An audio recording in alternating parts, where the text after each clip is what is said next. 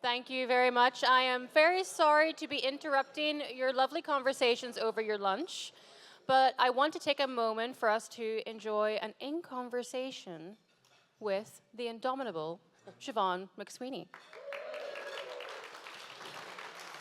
I'm so happy to be here. Can I please thank the NCAFP for inviting me, to Emma and to Susan, of course, and everyone who has made this event so wonderful. Thank you very, very much for having me. Well, we are delighted to be hosting you here in New York City. And of course, Siobhan, as a BAFTA award-winning actress, she's known for her role in Derry Girls, but I have to say, her work goes far beyond that particular role. And I want to take a moment during this conversation to go back first a little bit, maybe to your upbringing, Siobhan. You come from a rural area of Cork. We have a commonality here. I'm a rural woman myself. So perhaps we might start with you sharing a story or an experience about that environment growing up in a rural part of Ireland. I suppose. I grew up in it isn't rural anymore. It's quite a populated area. But growing up, I grew up with parents who, I'm sure you'd find this very, you identify with this, who prioritized education. Education. I was the first our generation was the first to avail of free education in the Republic. I was smart at school, so I was expected to do great things, the Great White Hope. I got every opportunity. I got sent to elocution classes. I got sent to a very good secondary school. I got good marks. I went to university to study science, and then I discovered drama. So I think the lesson there is, do not educate your children. Do not allow your children, do not open up your children to the whole world, which is what my parents did for me. And I'm being glib, but I did break their hearts when I turned around and I said, yeah, biochem. Have you heard of Yeats? He seemed like a good guy. I'm going to follow him for a bit. Genuinely, I really, really did break their hearts, because they came from a generation, we all know, we came from a generation going, art is a comfort, but it is not the aim. To survive on the hierarchy of needs, art does not come high up on that. My mother grew up clinging onto the side of a cliff in West Cork, in the Beara Peninsula. She could sing beautifully, she wrote even better, wasted rearing me. So I really feel guilty that I didn't follow what they wanted for me, but also incredibly proud that through their sacrifice I am now allowed to do the insanity that I do. So yes, I went to university, went to UCC, studied biochem, and then ditched it immediately during my finals and went over to London, soz, and went to drama school there and started off in theatre and started hanging out with people from Northern Ireland in London who were like me, who were broke, who loved the crack, who loved the pints, and who made me laugh so much, who were witty, who could keep the party going, who could talk to anyone. And one of them was Lisa McGee, who very early on said to me, I just think I have a story. I think I have a story about Northern Ireland, but I don't want to say it because I'm expected as a storyteller to tell stories about Northern Ireland. And Helena said something very interesting to me there over lunch about perspectives. And today has been so interesting talking about perspectives. I mean, you're amazing. This idea of people thinking what the north of Ireland is, what Ireland is, and what being an Irish American is, what America is, the stories we tell each other about who we are. And I think she felt a reluctance. This is weird that I'm talking about Lisa, she'd be mortified, but it sort of speaks very much to my experience as well. She felt a reluctance to, I've completely ignored your question, haven't I? Okay. she had a reluctance to contribute to the canon of stories being told about Northern Ireland that did not reflect her real, authentic experience growing up during the Troubles. And actually, that reluctance, once she overcame it, has resulted in a story, Derry Girls, which I think has only expanded and added to our stories about each other. And it confirmed to me that the more specific our stories are that we tell each other, the more universal we can find it. I was talking to lovely Jonathan there just before the dinner as well, and he's working in Rwanda. And I can't believe this. This is so extraordinary. He watches Derry Girls with the children who survived the genocide there. These Rwandan girls and boys are watching Derry Girls. Jokes about Tato and jokes about, and they're finding something in it about identity and about conflict and about post-conflict and about ambition and hope and about female stories, and that I feel myself getting moved there. And that's why I feel at the start of this day I felt very unsure of myself, and I always feel like a chancer because I am a chancer. But I felt I had no right to be here amongst such extraordinarily exalted and educated company. But every panel discussed soft power. And storytelling is the ultimate human activity. Commerce, not so much. Storytelling is where it's at. And we can expand our own souls, our own communities, our own economic situation, our own diplomatic situation, our own countries through stories we tell each other. And I think as a result, maybe that's why I have potentially earned a small right to be here among such brilliant people. I'm blushing. Bit of red wine. And I suppose, Siobhan, another point of what you're touching on there is... No, I'm done now, is thank belonging. I can sense the question of belonging from Yes. what you're saying. And I think that that's a theme that we also saw evidenced in the show in Derry Girls, that sense of belonging and identity, who you are and your place in the world and in the context of the island of Ireland. And I wonder if you could touch on, perhaps, you talked there a little bit about your own education. What kind of education and knowledge and understanding did you have about Northern Ireland when you were growing up? And how was your experience in going into the show where it really was tapping into a very unique experience that was being had in the north during the conflict? Great question. It's a very interesting thing that we in the Republic need to start properly talking about, which is our experiences, our complacency, our parallel lives, our involvement in the Troubles. I had a very unremarkable and common experience. You know, Cork can't get further away from the north. I mean, I'm closer to France than I am to Derry. But I did grow up thinking that every news started with how many people died today or how many people were shot. I went to a secondary school that when they went on, my school friends went on a school exchange to France, they were greeted off the plane to be told, isn't it great not to be wearing a bulletproof vest?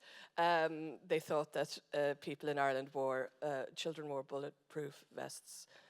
Not in Cork.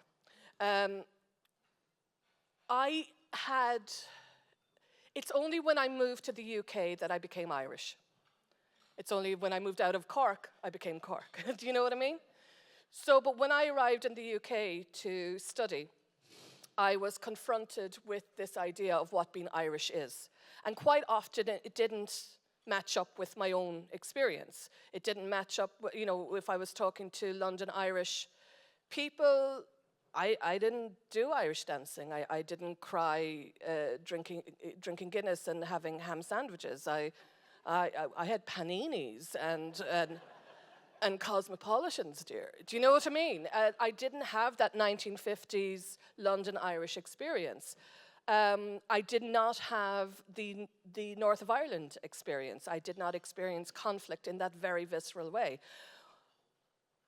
But my experience is incredibly common. So I'm trying to link that up so that when I started doing Derry Girls, I had an awful lot to learn.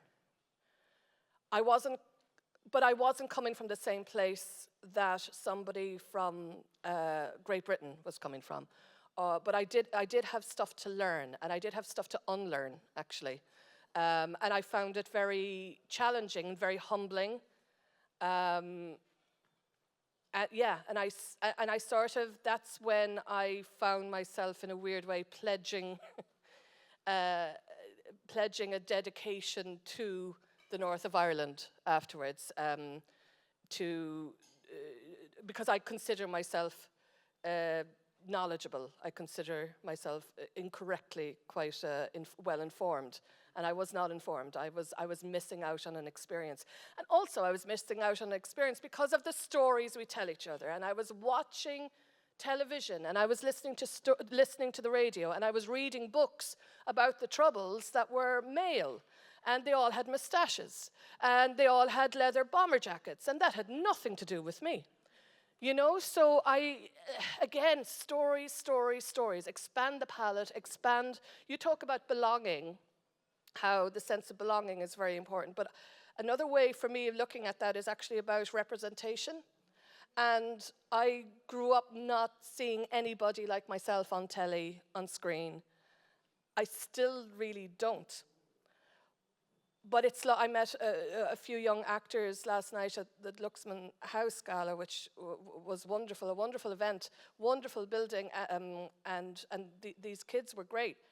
And they were like, because of you, we think of doing this. And that representation still matters. And more voices at the table. You know, if there's no chair at the table, you pull up a chair. Is there no chair? That's right. Am I misquoting that? You know what I mean. I've had wine. That's the yeah. Thank you. And do you feel, I suppose, a sense of responsibility? Yes. Here, yes. In terms of leadership, representation. You're now representing women on screen in the work that you're doing, in leadership, in your activism as well, and responsibility post Derry Girls, because the show had such a huge impact.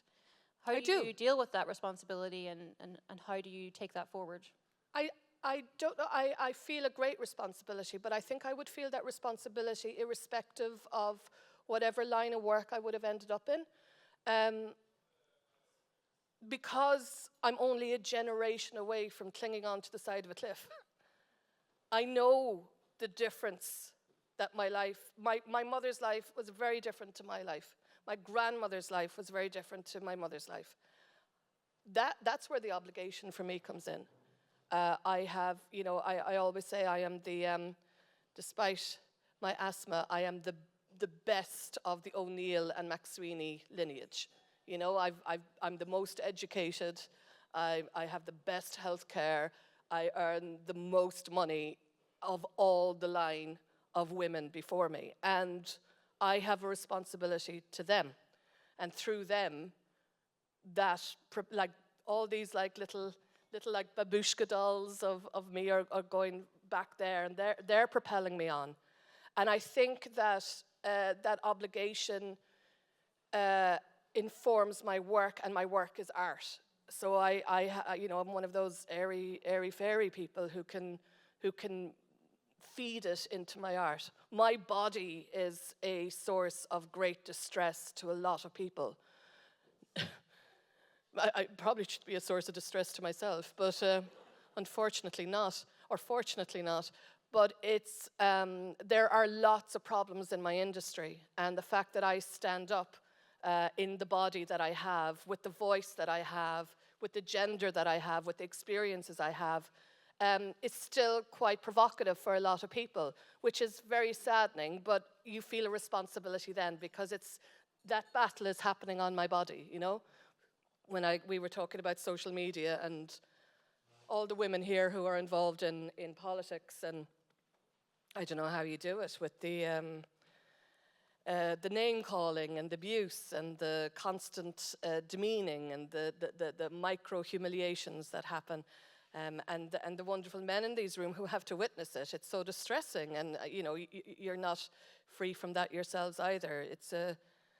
And now, considering the world that we're in, blah, blah, blah, euphemistic language, but actually just means it's getting fucking worse, isn't it? And it's going to be allowed to happen. It's going to be applauded. It's going to be rewarded. So what do? We tell our stories. We keep telling our stories. Because the more people hear our stories, the less unusual it becomes. Repeal only happened because of the stories we told each other. We find out over and over and over again personal stories when we go canvassing, when we go campaigning. If we bring the story down to the personal, that changes mind, not statistics. Not data in that way. We need to shroud it in a good story. Hire a good writer. Hire a really good actress. That's how we change people's minds. That's how we inform. And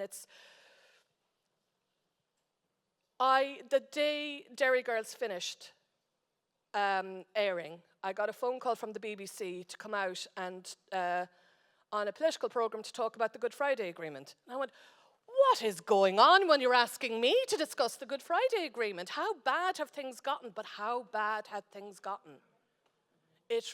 Derry Girls taught my peers, who are educated, successful people, about their own history.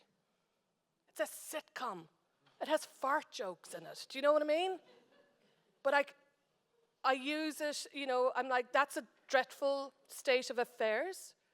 But also, isn't it wonderful? Because it reminds us again, it's stories, stories, stories. Changes minds, educates people. I think that's a really excellent point to bring in about the impact that Derry Girls had on teaching people their own history. And I think it's really important to highlight that in the context of Northern Ireland, it is not mandatory for young people to learn about the conflict and about the Good Friday Agreement. In 1998, there were 11-year-olds reading the text of the Good Friday Agreement because it was such a huge moment in history. But now, it's optional. Now, young people are like going... 36 pages? It's only How long is Harry Potter? Now it's a system where, because it's not mandatory, actually the majority, I would say, of young people that are leaving the education system in Northern Ireland are not learning about their own history. And the context of the Republic of Ireland as well, there is also very little about the Good Friday Agreement and the history of the conflict. Now, Ireland would not be the only country to have a revisionist approach to its own history, but how do we expect the next generation to take forward the peace process when they're not being taught about it? And I think we live in a time when we see how misinformation, let alone a lack of information, but misinformation, what effect that can have, a very real effect. It's not an abstract, it's not even a sort of an intellectual, hypothesis. We're seeing the reality of this play being played out right now, when people do not know their history or when they're told the wrong history. It invariably leads to conflict and bullshit. And we're talking about conflict resolution here today. We're talking about women's role in conflict resolution. And I suppose art is a form of peace building. It is a vehicle for advancing peace and addressing conflict resolution. Do you feel that that's a vehicle for that, Siobhan? Oh my God, absolutely. But not only for peace building. Art is the most human expression. It is the way we express our humanity. We live without art. We exist without art. We live with art. I also, alongside acting, I also present, and I present a show called The Great Pottery Throwdown, which is a bit like what you have here, the Great British Baking Show, but it's for, surprise, pottery. And we have a major problem. We have a major problem in our recruitments, in recruiting contestants for the show, because pottery is an expensive hobby. So there's a self-selecting sample of amateur potters out there.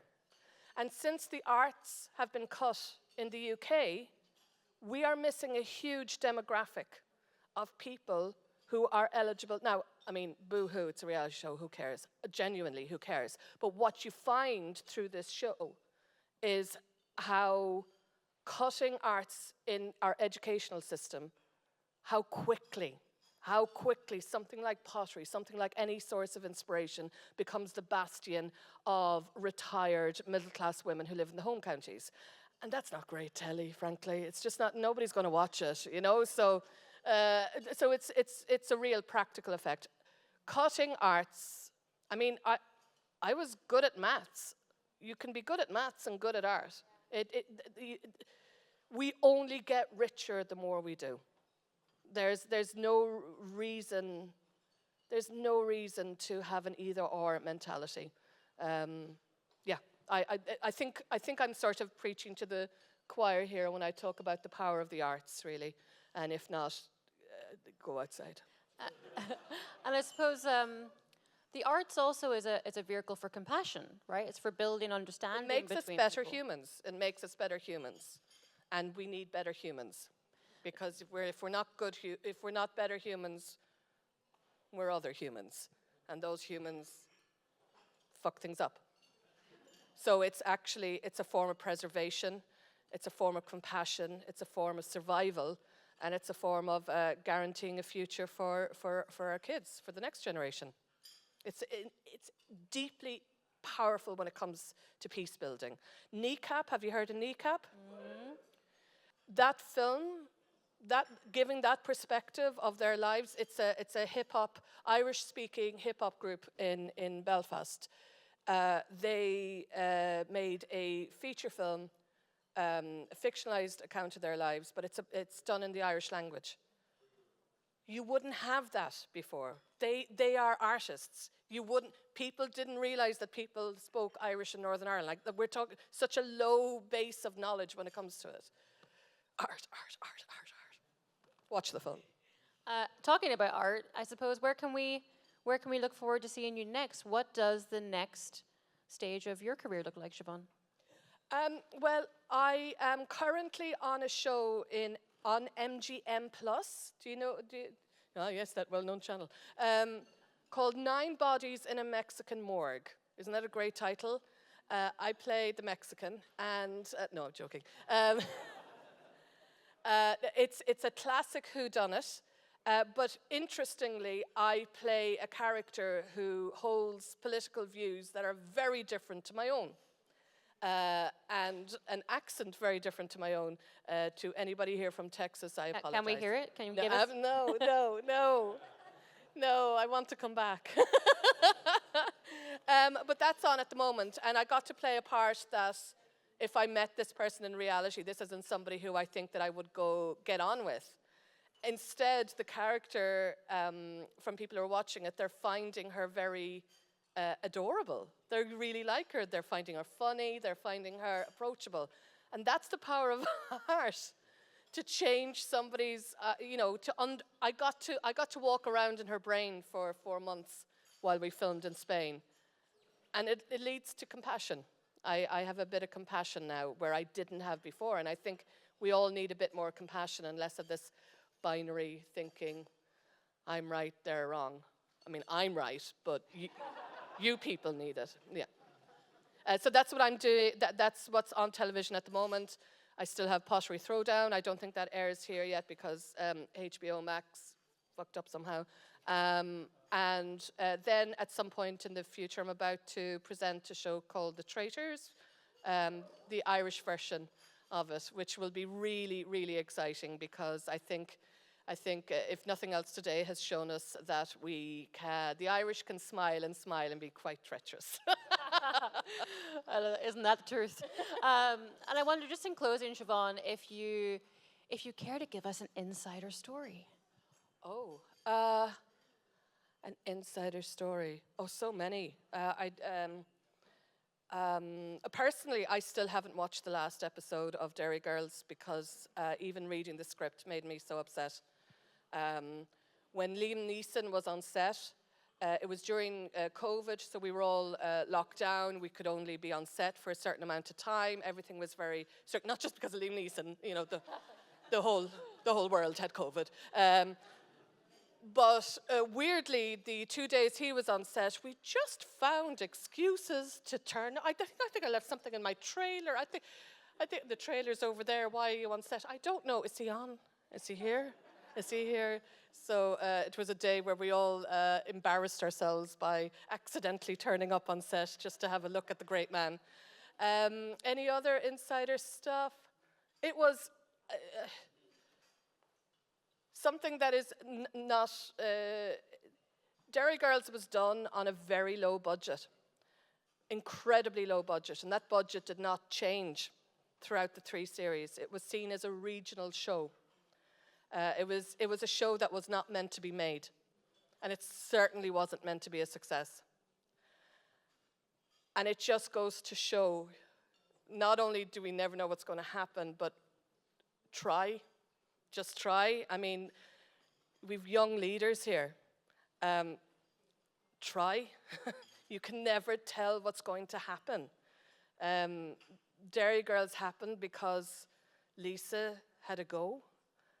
And now young people in Rwanda are watching it. I get messages from people all over the world, saying they identify with this mad nun that I play, and that they have an interest in Ireland, and they feel seen, regardless of where they come from. And I think that if we talk about peace building, or if we talk about diplomacy, if we talk about any kind of conflict, it always comes down to an individual feeling that they haven't been seen or heard or acknowledged. And anything that adds to a feeling of being recognized in some sort of way, I think can only be good for peace.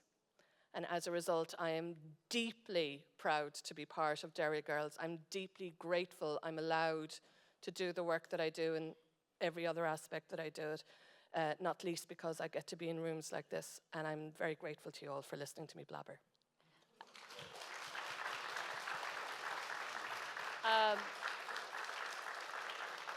Final controversial question before we close. I will not take my top off. Well, Free Stato or Northern Tato? Free Stato. Free Stato for the win. Yeah. All right, thank you. Give me a round of applause for Siobhan. Tara's not happy. Thank you very much.